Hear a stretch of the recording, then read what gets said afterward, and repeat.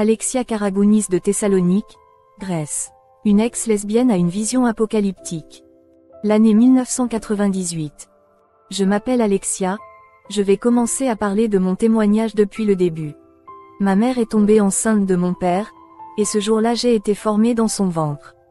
Lorsque ma mère a fait une échographie, le médecin a dit « Maman attend une fille ». Elle est rentrée à la maison et a dit à mon père qu'elle préférait un garçon. Comme c'était son premier enfant, elle voulait un garçon. C'était le désir du cœur de ma mère et à cause de cela, j'étais toujours rejetée dans le ventre de ma mère.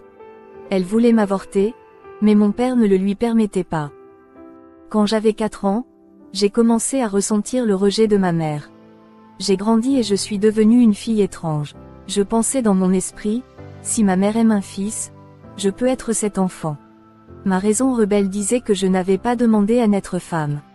J'ai dit à ma mère que je n'avais pas demandé à venir au monde, elle avait prévu ma naissance. Je veux dire à tous ceux qui m'entendent que c'est Dieu qui détermine le sexe de l'enfant. À cause de la malédiction, mes seins ne se sont pas développés. Mais aujourd'hui, je rends gloire à Dieu d'être libre, je ne me soucie pas de mon corps, ce qui compte c'est que mon âme soit sauvée. Là-bas, au paradis, nous aurons nos corps parfaits. J'ai commencé à ne plus aimer les hommes et j'ai commencé à ressentir un fort désir pour les femmes. Satan a réalisé tout ce mépris envers ma mère et a travaillé là-dessus pour détruire ma vie. J'ai commencé à sortir avec d'autres filles sans que mes parents le sachent. Mon premier rapport sexuel a eu lieu avec une femme. Même si j'avais gardé mes cheveux poussés et que je portais des vêtements de femme, mon comportement devant les femmes était celui d'un homme. J'étais complètement possédée par un mauvais esprit. Mes parents ne se doutaient de rien car je savais être féminine en matière de maquillage. Chaque jour, une fille passait dans ma rue avec la Bible à la main. Je ressentais un intérêt pour cette fille, je voulais une relation sérieuse avec cette jeune femme. Je suis allée visiter son église grâce à un dépliant qu'elle m'avait remis. Gloire à Dieu, Jésus sait comment travailler, il utilise nos désirs pécheurs pour gagner nos âmes. Cette invitation m'a fait entrer dans cette église pour la première fois et avoir une rencontre avec Jésus. Mais ce qui m'a amené à cette rencontre, c'est cette fille qui m'a servi d'appât pour que je tombe dans le réseau de mon Sauveur. Grâce à ma faiblesse, j'ai été sauvée par Dieu. Je suis entrée dans l'église et un homme de Dieu m'a regardée et m'a révélé toute ma vie. Il savait que j'étais lesbienne et pourtant il a dit que ce n'était pas ma faute si j'avais suivi ce chemin, mais celle de ma mère. Lorsqu'elle ouvrait la bouche et disait qu'elle préférait un garçon à une fille, elle avait par inadvertance jeté une malédiction dans son ventre, à travers ces paroles qui sortaient de son cœur avec un fort désir. Ce jour-là, un démon est entré dans le ventre de ma mère et m'a possédée. Je suis née démoniaque et je n'avais jamais aimé un homme jusqu'à ce que je reçoive la libération. Ce serviteur de Dieu a posé ses mains sur mes épaules et a prié. Je suis tombée par terre dans une frénésie diabolisée et ce démon qui vivait en moi il y a 20 ans avait disparu. Cette servante de Dieu a dit que j'étais possédée par l'esprit du lesbienne. J'ai été libérée du diable qui était avec moi dès le ventre de ma mère et pour la première fois, j'ai été soulagée et heureuse d'être une femme. J'ai donné ma vie à Jésus et ces mauvais sentiments ont disparu de ma vie. Je n'ai plus ressenti ce désir de femme et tout est redevenu normal pour moi. Je suis rentrée chez moi en sautant de joie. J'ai commencé à ressentir des sentiments pour les hommes et j'ai mis fin à mes relations avec d'autres femmes. J'ai parlé au pasteur de l'église où j'étais devenu chrétien des nouveaux sentiments que je ressentais. Le pasteur m'a donné une instruction me disant de prier pour ne pas tomber dans la fornication maintenant qu'un nouveau sentiment commençait à surgir. Il a dit que je pouvais m'identifier à un homme, mais que je devais prier et demander une personne à Dieu. J'étais un nouveau converti, mais Dieu connaissait le désir de mon cœur et a révélé à son serviteur que je ne devais pas tomber dans un autre esclavage du diable qu'est la prostitution. J'ai commencé à prier chaque jour pour demander un mari, mais Dieu l'a retiré de mon cœur et a changé ma prière pour que je puisse me fortifier. La voix du Saint-Esprit dit doucement que de grands mystères doivent me être révélés. Jésus m'a révélé quand je prie, tout ce qui était caché me serait révélé. Il m'a averti de ne pas avoir de relation avec des hommes impies. Il m'écarterait du chemin de Dieu et m'emmènerait dans des endroits qui ne plaisent pas à Dieu. Dieu savait que j'aimais un chrétien qui chante dans le groupe de louanges. J'ai reçu un avertissement de Dieu. Aucun de ces garçons n'était la bonne personne, même s'il était membre de son église. Jésus a dit qu'il ne serait pas libéré et que mon futur mari appartenait à une autre confession. Jésus a dit, « J'amènerai mon serviteur visiter l'église de votre pasteur. Quand ce jour viendra, vous recevrez un signe spirituel indiquant qu'il est votre futur mari. Je ne prononcerai pas le signe afin que le diable ne le voie pas et ne l'empêche pas avant le temps. Mais le jour du signal, vous le saurez. Et votre temps dans cette église sera court, je vais vous retirer de cette dénomination et vous mettre dans une autre église. Votre futur mari sera également retiré de la congrégation où il en est membre. Je vous enverrai tous les deux dans un ministère qui me plaît et ensemble je ferai grandir cette œuvre. Ne soyez pas un serviteur anxieux, attendez-moi et je réaliserai le désir de votre cœur. Cherchez simplement ma présence, je suis votre marié et je dois préparer ma mariée. » Jésus connaissait mon désir d'avoir un mari puisque je n'ai jamais eu de relation d'épouse de toute ma vie. J'ai cédé mon chemin à Jésus et j'ai fait confiance à Jésus, me consacrant à la prière. Pasteur magicien.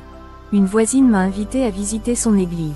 Elle a dit qu'un homme de Dieu venait de loin pour prêcher dans son église. Il s'appelle Kyriakos et venait prêcher la nuit dans l'église. Cet homme n'a pas prêché la parole de Dieu et a déjà commencé à accomplir des merveilles comme une représentation théâtrale. Il a commencé à réaliser des effets spéciaux en faisant voler les chaises d'un simple pointage du doigt. Les pots de fleurs sur la chair flottaient au milieu de l'église. Il a dit que c'était le Saint-Esprit qui soulevait les chaises et les vases. Et il a dit que l'Esprit marche dans l'église. Il ordonna au Saint-Esprit d'éteindre la lumière de l'église et les lampes commencèrent à clignoter jusqu'à ce qu'elles s'éteignent. Ensuite, il a allumé les lumières et l'énergie est revenue. Les gens glorifient Dieu et parlent dans des langues étrangères en disant que le Saint-Esprit est ici. Tout cela m'intriguait, moi, artiste de cirque, à la chair de la maison de prière. Cela ne ressemblait pas à une nuit de culte, mais on aurait dit qu'il était un illusionniste, un magicien. Un homme faisant de la magie dans la maison de Dieu est un véritable cirque d'horreur. Et toujours en donnant des ordres au Saint-Esprit comme s'il était son serviteur. Cet homme n'a pas prêché la parole qui sauve et bâtit. Il a juste lu un couplet et a fait tout ce théâtre. Il a dit que le Saint-Esprit manipulait les objets. Jean 16:8-11 dit, « Quand il viendra, il convaincra le monde de péché, de justice et de jugement, de péché parce qu'il ne croit pas en moi. De justice parce que je vais vers mon Père, et vous ne le ferez pas. Revois-moi, et du jugement, parce que le prince de ce monde est jugé. » La fonction du Saint-Esprit est de convaincre du péché et du jugement. Le Saint-Esprit n'est pas un artiste de cirque qui fait de la magie et fait flotter des objets. Qu'est-ce que cela va ajouter à la vie des gens? Une fois le service terminé, je suis rentré chez moi indigné. Ce que je vais dire fera peur à l'église. La nuit même où l'homme accomplissait ses signes, un horrible démon m'apparut et me dit, « Vois, mes prophètes aussi prêchent, guérissent et font des signes, ce n'est pas seulement toi qui accomplis. Regardez les signes que font mes enfants, des choses extraordinaires qui les vrais chrétiens ne le font pas. Votre Dieu a besoin de beaucoup de sainteté et de prière pour recevoir un don. Je n'exige rien de mes enfants et je donne une variété de dons de signes et de prodiges. Vous n'avez pas besoin de vous sanctifier et de prier, je peux vous en donner beaucoup. Donc pour que vous opériez ces signes et je ferai encore croître votre ministère. Je vous ferai connaître aux quatre coins du monde. Et partout où vos pieds fouleront, la multitude vous suivra. Réfléchissez bien, peu importe vos prières. Et sanctifie, vous ne ferez jamais un signe aussi grand que mes serviteurs. Vous avez vu ce que mon serviteur a fait dans l'église avec les chaises et les vases, il les a fait flotter. C'est moi et mes disciples qui avons soulevé les chaises et les pots et fait, ils flottent. Je peux vous faire flotter devant les gens de l'église et ils sauront que vous êtes un serviteur de Dieu. J'ai entendu ce diable dire ces choses horribles. J'étais paralysé de peur et j'ai crié le sang de Jésus. Et ce démon a explosé et a disparu devant moi. Ma mère a entendu le bruit et a couru dans ma chambre et n'a rien vu. Ce que ce démon a dit à propos des signes de prodige est vrai. Même si nous prions et sanctifions, nous ne ferons jamais comme celui que j'ai vu dans l'église. Bien que le don des signes d'émerveillement existe, ils ne sont pas les mêmes que ceux dont j'ai été témoin cette nuit-là.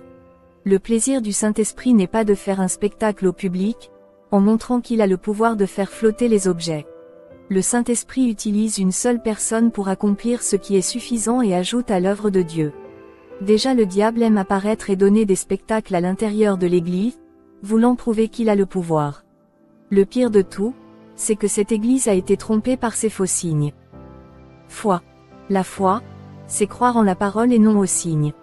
Jésus a réprimandé Thomas de vouloir voir les signes de sa main, mais il a félicité ceux qui voient par la foi sans avoir à voir les signes. Jésus a également dit que les signes accompagneront tous ses serviteurs. Il n'a pas dit de courir après les signes mais a déclaré que ces signes suivent ceux qui portent la vérité. Nous ne pouvons pas croire que tous les miracles viennent de Dieu. Jacques et Jambres, les serviteurs de Satan, ont opéré de grands signes. 2 Timothée 3/8 Or, comme Janès et Jambres ont résisté à Moïse, ainsi ceux-ci résistent-ils aussi à la vérité, des hommes à l'esprit corrompu, réprouvés quant à la foi. Et Exode 7h10-12. Moïse et Aaron entrèrent chez Pharaon, et ils firent ce que l'Éternel avait ordonné. Et Aaron jeta son bâton devant Pharaon et devant ses serviteurs, et il devint un serpent. Alors Pharaon appela aussi les sages et les sorciers, maintenant les magiciens d'Égypte, ils firent de même avec leurs enchantements. Car ils jetèrent chacun son bâton, et ils devinrent des serpents, mais le bâton d'Aaron engloutit leur bâton. Jésus a averti qu'à la fin des temps, les faux prophètes feront plus de miracles que les élus. La parole dit qu'à la fin des temps, ceux qui se démarqueront dans les signes seront les faux prophètes, et non les élus. Matthieu 24h24 car de faux Christ et de faux prophètes surgiront, et ils feront de grands signes et de grands prodiges. À tel point que, si cela était possible, ils séduiraient même les élus. Mariage. Mon futur mari est allé visiter ma dénomination. Le Saint-Esprit m'a révélé qu'il est la personne que Dieu a préparée pour moi. Son nom est Dimitrios Kotsaris, un homme qui craint Dieu. Nous avons commencé à parler et à avoir une vie de prière sans contact physique jusqu'à notre mariage. Nous avons passé 7 mois à prier pour que Dieu nous prépare. Et tout ce que Jésus a dit s'est réalisé, je me suis détaché de ma dénomination et Dimitrios s'est déconnecté de la sienne. Dieu nous a mis dans une église bénie. Notre arrivée à ce ministère venait de Dieu et notre présence attirait les âmes à se rassembler avec nous. Notre ministère s'est développé d'une manière merveilleuse. Mon mari et moi avons une communication efficace et une plus grande tranquillité lors des tests. Nous ne dépensons pas beaucoup notre argent en technologie, tout cela n'est que vanité, nous économisons toujours pour les mauvais jours. Mon mari exprime clairement ses sentiments, cela rend les choses beaucoup plus faciles dans une relation. Un chrétien grossier qui maltraite sa femme détruit une relation. Évitez les arguments qui augmentent le ton de la voix. Ne prononcez pas de mots destructeurs ou négatifs. Faites preuve d'empathie, dialoguez et soutenez les projets et les rêves de chacun. Le couple qui ne croit pas au projet de l'autre gâche la relation. Le mari ne peut pas forcer l'autre à faire quoi que ce soit par obligation. Le sexe est un respect mutuel dans le couple. Si vous vous abstenez, restez-y pour une période qui ne sera pas longue et Satan ne vous tentera pas. Le mari et la femme doivent faire des choses ensemble, il ne peut y avoir d'individualité entre eux, chacun faisant une chose différente. L'individualisme détruit le pouvoir du mariage. Quand ils s'endorment, ils vont ensemble, personne ne se couche en premier et laisse l'autre dans la cuisine ou dans le salon. Lorsque vous sortez ensemble partout, allez de pair, pardonnez toujours les échecs de l'autre. Si vous avez un conflit à résoudre dans le dialogue, comprenez que rien n'est parfait et que les défauts doivent être corrigés. Le matin, quand vous vous réveillez, vous devez dire bonjour à l'autre et faire un gros câlin sans raison. Lorsque vous êtes au travail, envoyez un message disant que tout va bien à la maison. Dites à votre femme que vous l'aimez tous les jours. Répétez ce mot, tout comme Jésus aimait l'Église. L'amour de Jésus pour l'Église dépasse l'entendement. Cela atteint le point où il meurt pour elle afin de la sauver des ténèbres.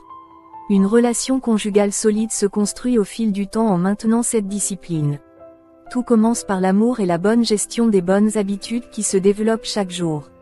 Elle ne permet pas aux malentendus et aux ressentiments de surgir en l'absence d'attention préjudiciable au mariage.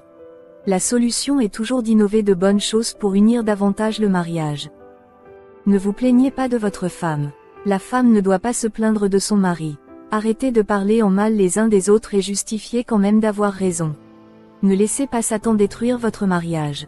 Un mariage est comme un jardin qu'il faut cultiver au fil du temps. Je vous préviens parce que Jésus m'a dit que de nombreux mariages sont détruits parce que les couples ne se comprennent pas. De nombreux chrétiens divorcent pour des raisons futiles et insignifiantes. Quand mon mari et moi ne sommes pas d'accord, nous partageons nos fautes, nous demandons pardon l'un pour l'autre, c'est la maturité que nous avons. Nous évitons de commettre les mêmes erreurs dans notre mariage et nous nous améliorons chaque jour. Nous grandissons dans notre vie conjugale. Nous avions le défaut de vouloir trop nous accorder d'attention au point de nous étouffer. Cela mettait fin à notre vie conjugale, au contrôle excessif qui interdisait à l'autre de parler aux gens de l'Église. Nous sommes des leaders de groupe et la jalousie perturbait le travail. La base de tout est la confiance et la jalousie ne justifie pas la méfiance. Cela fatigue et opprime n'importe qui. Le mensonge est le seul qui ruine le mariage. Mon mari et moi nous adaptons à beaucoup de choses. Dieu m'a donné un mari merveilleux et compréhensif qui m'aide toujours dans la prière. Nous prions toujours ensemble la nuit. Enfer. Un jour, je priais et la présence de Dieu était si forte que j'ai été emmenée. Soudain, je suis tombée sur un corps noir géant. On dirait un être gigantesque et j'étais près de sa bouche. Je ressemblais à un insecte près de cette bouche géante. Ce corps noir se nourrit d'âmes. Je pouvais voir à quel point ce corps s'élargissait lorsque les âmes entraient par la bouche ouverte. J'ai vu la bouche de cet endroit s'ouvrir et engloutir des millions d'âmes, plus il avalait de personnes, plus sa taille augmentait. L'endroit s'est développé comme une vessie. L'enfer est un organisme vivant qui se nourrit du péché. Ce corps a dévoré tout ce qui avait péché, la bouche n'a pas cessé d'avaler tous les gens de différents péchés. Toutes sortes de péchés vont à cet endroit, la variété de l'iniquité est la vitamine de ce corps. Cet organisme ainsi que toutes les âmes qu'il contient seront jetées dans le feu pour y être brûlées éternellement. Alors que je m'approchais de la bouche de l'enfer, elle s'est ouverte à moi et le cadenas qui ferme la porte a été ouvert. Apocalypse chapitre 20 verset 14 dit que la mort et l'enfer seront jetés dans l'étang de feu. Les Proverbes, chapitre 30, verset 7, disent que l'enfer a un ventre. Proverbe 30 sur 16 l'enfer, et la bouche du ventre maternel. Proverbe chapitre 1 verset 12 dit que l'enfer a une bouche où descendent les âmes conscientes. Proverbe 1h12 engloutissons-les vivants comme un tombeau, et entiers, comme ceux qui descendent dans la fosse. Isaïe 5 verset 14 dit que l'enfer a une bouche. Ésaïe 5h14 c'est pourquoi l'enfer s'est agrandi et a ouvert sa bouche sans mesure, et leur gloire, et leur multitude, et leur faste, et celui qui se réjouit, y descendront. Cette bouche m'a sucé comme un aspirateur et j'ai glissé dans la gorge de l'enfer. C'était plein de boue et de chair pourrie. Je suis tombé dans un abîme qui semblait ne pas avoir de fin à ma chute. J'avais l'air d'une pierre jetée dans l'abîme. J'étais dans un trou profond et j'ai crié jusqu'à ce que ma gorge éclate. Jonas chapitre 2 contre 5 à 6, dit celui des algues qui sont blessées sur la tête, il parle aussi des fosses, des prisons éternelles et des écluses de la terre. John 2 sur 5-6 les eaux m'entouraient jusqu'à l'âme, la profondeur m'enveloppait tout autour, la mauvaise herbe enveloppait ma tête. Je suis descendu au pied des montagnes, la terre avec ses barres m'a entouré pour toujours, mais tu as arraché ma vie à la corruption, ô Éternel, mon Dieu. Vallée des gays et lesbiennes. J'ai commencé à traverser cet endroit et j'ai vu une vallée composée uniquement d'hommes homosexuels. Ces hommes étaient les uns sur les autres et une voix disait qu'ils avaient eux-mêmes eu des relations sexuelles entre eux lorsqu'ils étaient vivants sur terre. J'ai aussi vu un de mes amis décédé il y a 5 ans. Elle était lesbienne et quand nous étions encore en vie, nous sortions ensemble en boîte de nuit. Son nom est Adrastea et quand elle m'a vu, elle a crié mon nom. Elle était dans un endroit rempli de lesbiennes. Cet endroit serait ma maison si je ne me convertissais pas. Homme IMPENTENT. J'ai continué à marcher et j'ai vu un homme tourmenté. Je l'ai déjà rencontré sur un lit d'hôpital. Mon pasteur était allé à l'hôpital et l'avait évangélisé. L'homme était en phase terminale. Les médecins ont dit qu'il avait un cancer et qu'il n'y avait aucun moyen. Il fut condamné à mort. Sa solution fut de donner sa vie à Jésus. Il ne voulait pas se repentir et a dit à mon pasteur que si Jésus avait été bon, il n'aurait pas laissé le cancer le ronger de l'intérieur. Et il partit sans se repentir de ses péchés et fut désolé à cet endroit. La prostitution. J'ai aussi vu une femme qui travaillait comme prostituée. Elle était ma voisine et est décédée 2 ans après un accident de voiture. Quand elle m'a vue, elle m'a demandé de la faire sortir de cet endroit. J'ai également vu 2 hommes handicapés alors qu'ils vivaient encore sur la terre. J'ai vu un homme aveugle qui se trouvait dans un foyer. Une voix disait que même s'il était aveugle, il avait un mauvais cœur. Il a utilisé sa langue pour mentir et a néanmoins provoqué des divisions au sein de la famille. Cet homme était né aveugle mais vivait dans la fornication. Il a payé une personne pour l'emmener dans les boîtes de nuit et, une fois arrivé, il s'est saoulé et a eu des relations sexuelles avec plusieurs femmes. En enfer, Il pouvait voir le feu du tourment le consumer. L'autre homme n'avait plus de jambes et a rampé à travers le feu. Une voix dit que cet homme était chrétien, mais il commença à entrer dans les maisons de prostitution. Il a trahi sa femme qui est une missionnaire qui vivait en priant pour que Dieu élève son ministère. Elle a également prié Dieu de bénir son mariage, remerciant Jésus pour le grand homme que Dieu a placé dans sa vie. Elle croyait qu'il était fidèle. Ses jambes l'emmenaient dans des endroits qui n'étaient pas la volonté de Dieu. Cet homme, lors de sa conversion, avait promis à Dieu que ses pieds ne mettraient jamais les pieds dans ces lieux. Il a reçu une voiture d'un serviteur de Dieu qui lui a donné à cœur de l'utiliser pour le travail. Mais il a commencé à utiliser la voiture pour autre chose, emmenant ses amis impies se prostituer dans ses boîtes de nuit. Et il a rempli sa voiture de femmes. Il prêchait la parole de Dieu en chair tout en menant une vie adultère. Un jour, il n'emmena pas ses amis et partit seul rendre visite aux prostituées. Dieu ne voulait pas que quelque chose arrive à ses amis, mais à lui. Ce jour-là, il a eu un accident et il a été amputé des 2 jambes. Sa femme pleurait et interrogeait Dieu en disant, « Seigneur, comment ton serviteur fera-t-il le travail ?» Son mari murmura également en traitant Dieu de bourreau jusqu'à ce qu'il se détourne et que son cœur se raidisse. Même sans ses jambes, il traitait mal sa femme. Et quand les gens de l'église lui rendaient visite, il les expulsait tous en disant qu'il ne voulait pas connaître Jésus parce qu'il lui avait permis de sortir sans ses jambes. La perte de ses jambes n'a pas conduit cet homme au repentir. Il est mort et est venu en enfer sans ses jambes, en rampant à travers le feu et en hurlant de douleur. Rétrodispé. J'ai continué à marcher et je suis passé à côté d'un groupe de personnes fouettées par les démons. Une voix a dit, « Ce que vous voyez sont les déviants et les rétrogrades. Ils subissent les mêmes coups de fouet que Jésus a subis. » Quand j'ai traversé cet endroit et continué à marcher, j'ai vu des millions d'âmes tomber d'en haut, elles ont pris feu avant d'atteindre la terre de l'enfer. Les cris que j'ai entendus à cet endroit sont effrayants. Une force m'a tiré vers le haut et je suis sorti de l'enfer. Je flottais dans les airs. Tribulation de la fin des temps. Une voix dit, « Préparez-vous à ce que je vous montre les visions qui se produiront à la fin des temps. » J'ai levé les yeux et j'ai vu un grand météore tomber du ciel sur le sol. Ce météore, lorsqu'il s'est écrasé dans la ville, a renversé 4 bâtiments qui se trouvaient ensemble. Ces bâtiments abritaient plusieurs personnes qui sont mortes dans l'incendie du choc météorique. Des morceaux d'immeubles sont tombés sur l'avenue au-dessus de la foule de gens qui passaient dans la rue. Les gigantesques morceaux de bâtiments sont tombés sur des voitures, des maisons, des magasins, et les flammes se sont propagées tout autour. Des multitudes de personnes ont été tuées, écrasées et brûlées. Cette vue m'a surpris, mais j'ai ensuite vu un autre météore plus gros tomber dans la mer.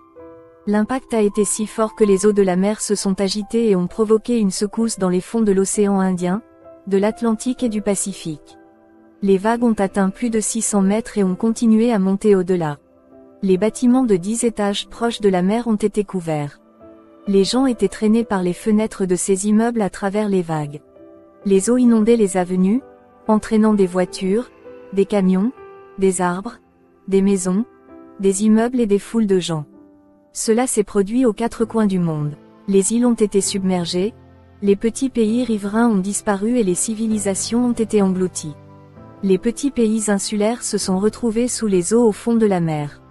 Lorsque les eaux redevinrent normales, la mer était pleine de cadavres.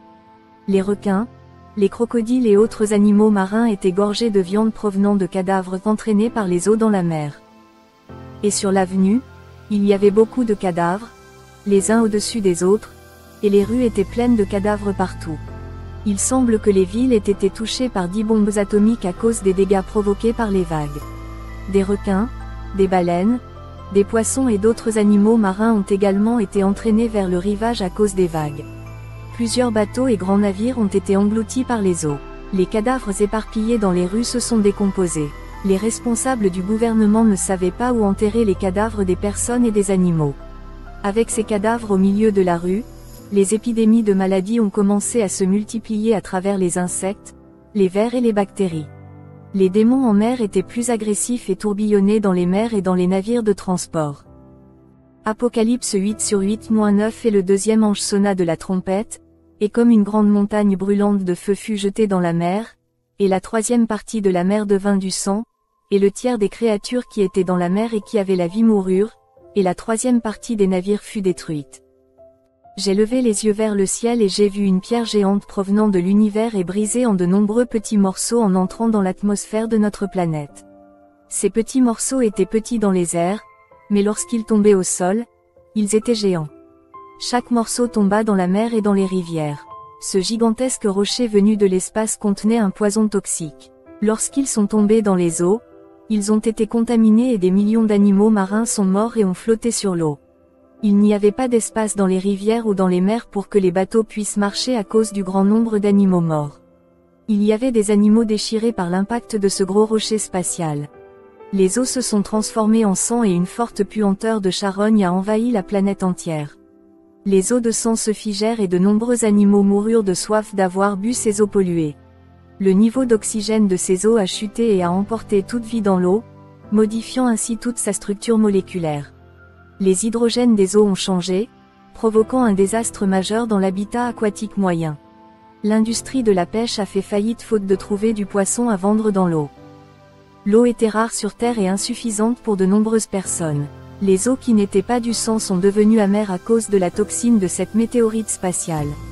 Les animaux terrestres et les oiseaux aquatiques qui dépendent de l'eau douce pour étancher leur soif sont morts à cause de la toxine. Les robinets coulaient avec des eaux amères, tuant des millions de personnes. Ceux qui buvaient de cette eau mouraient empoisonnés par une substance mortelle. Ces petits morceaux de météorites ont été distribués dans d'autres rivières. Les courants d'eau ont dispersé ces particules, les conduisant vers d'autres rivières pour tuer le reste des animaux qui dépendent de l'eau douce. Les restaurants et les snack-bars qui dépendent de l'eau pour préparer leurs aliments et leurs jus ont échoué. Apocalypse 8h10-11 et le troisième ange sonna de la trompette, et une grande étoile tomba du ciel, brûlant comme une lampe, et elle tomba sur le tiers des fleuves et sur les sources des eaux, et le nom de l'étoile s'appelle Absinthe, et le tiers des eaux devint absinthe, et beaucoup d'hommes moururent à cause des eaux, parce qu'elles étaient devenues amères. L'eau était plus chère que l'or et de nombreux millionnaires ont donné leur fortune pour obtenir des quartiers d'eau potable. La population pauvre et sans argent est morte de soif, seuls les puissants ont réussi à obtenir toutes les réserves d'eau. Les potagers et tous les types de plantations qui dépendent de l'eau sont morts. Les plantations ont échoué parce qu'elles n'avaient pas d'eau pour irriguer. La mort est entrée, fauchant des millions de personnes et d'animaux à travers la planète. Les rivières étaient contaminées par les morceaux de cette grosse pierre. Je ne sais pas s'il s'agissait de rivières de différents versants ou de rivières provenant d'autres endroits. J'ai également vu plusieurs rivières se transformer en sang, pas seulement une rivière, mais une variété de rivières provenant de divers endroits du monde.